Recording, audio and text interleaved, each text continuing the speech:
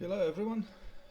Today I want to talk a little bit about how psychology has become interdisciplinary, how it no longer makes much sense to talk about psychology as a science, as a strictly self contained and self defined science, and why psychology is, in fact, a field of the applied humanities where it overlaps with primarily philosophy, but also with sociology and the social aspects of modern medicine.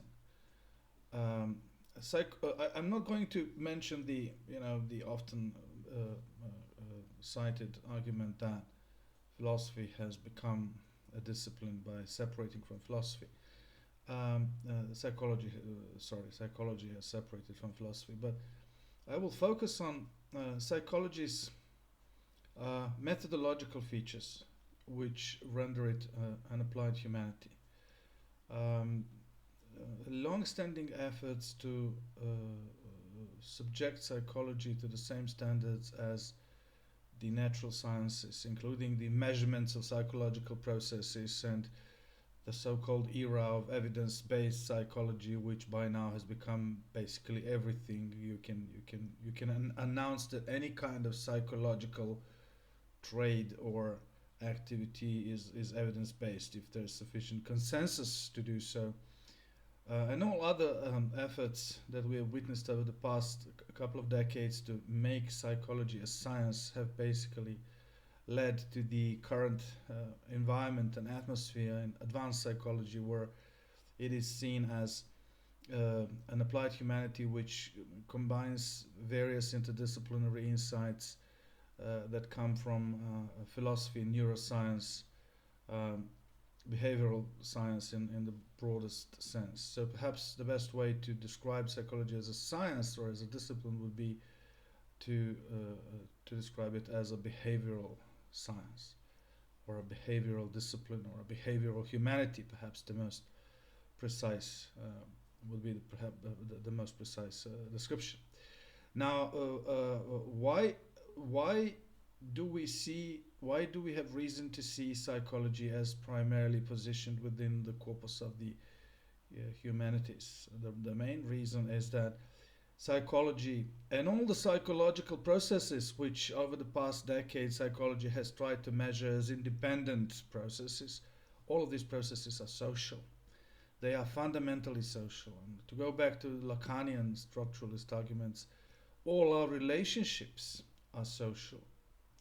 Lacan called our relationship structure.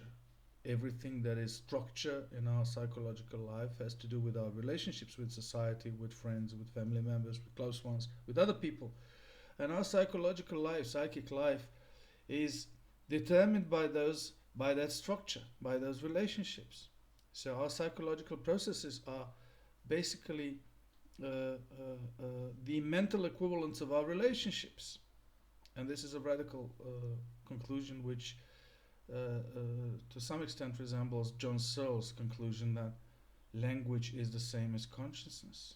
Language is the same as the mind, because the mind operates in a way which directly reflects in the structure and the nature of language. And this again ties up to the traditions of psychoanalysis associated with Freud and with Lacan, to some extent with Jung, with Adler, where especially with Lacan, language is seen as the birthplace and the living space of the mind, of the consciousness. So Lacan says our subconscious or our unconscious does not need to be accessed by a deep archaeology of the mind, as Freud believed, because it is already there, dissipated in the language in front of us.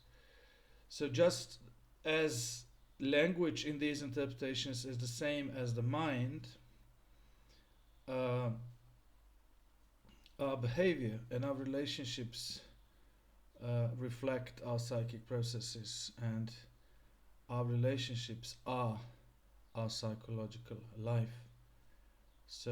Psychology increasingly focuses on these social aspects of the psychic realities, and is increasingly focused on the behavioral elements of our relationship to others, the behavioral elements of our social structure.